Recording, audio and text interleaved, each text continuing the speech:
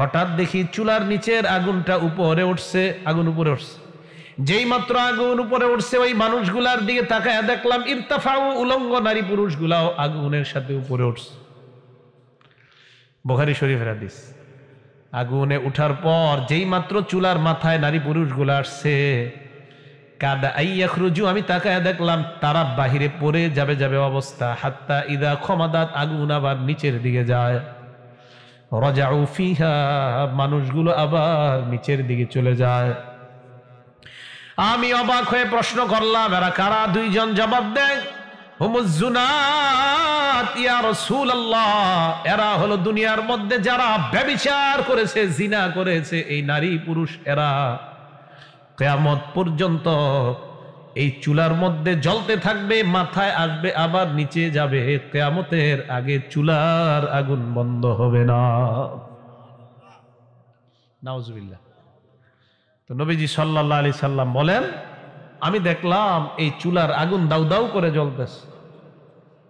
এরা কারা? এরা ব্যভিচারী নারী পুরুষ। এই জন্য তওবা করা, এই অপরাধ যদি কারো মাধ্যমে হয়ে থাকে তওবা করা, আল্লাহর কাছে তওবা করা। আজকেই তওবা করেন, রাতে বাসায় গিয়ে কান্না করেন, প্রচুর পরিমাণ তওবা করেন, আল্লাহ ভুল হয়ে গেছে মাফ করে দেন। নারীদের মধ্যে অপরাধ থেকে থাকলে তওবা করা, পুরুষদের মধ্যে অপরাধ থেকে থাকলে তওবা করা।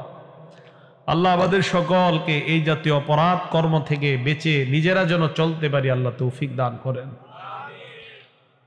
তাহলে 1 নাম্বার বাস্তবিক অর্থে জিনা, ব্যভিচার করা। 2 নাম্বার রূপক অর্থে। বুখারী শরীফের 6612 নাম্বার হাদিস।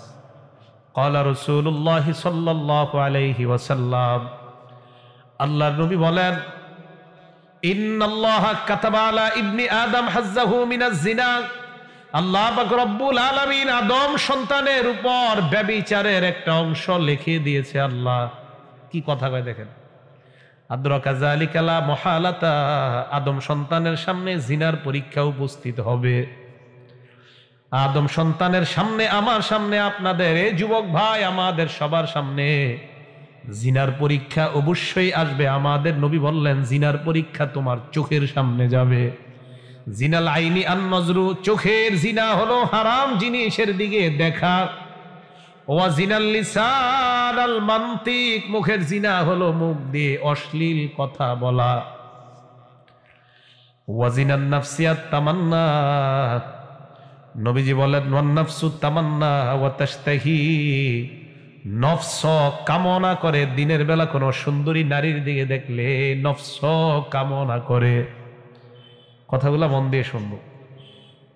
ওয়াল ফারজু ইউসাদ্দিকু যালিকা আও ইউকাযযিবু, লজ্জাস্থান এইটাকে বাস্তবায়ন করতে চায়, বলেন নাউযুবিল্লাহ। হাদিসের ভাষ্য থেকে বোঝা যায় রূপক অর্থে জিনা 6 প্রকার। জোরে বলেন, রূপক অর্থে জিনা কয় প্রকার? 1 নাম্বার জিনাল আইনি আন নজরু, চোখের জিনা হলো যেই নারীকে আপনার দেখা হারাম তার দিকে তাকানো, এটা হলো চোখের জিনা।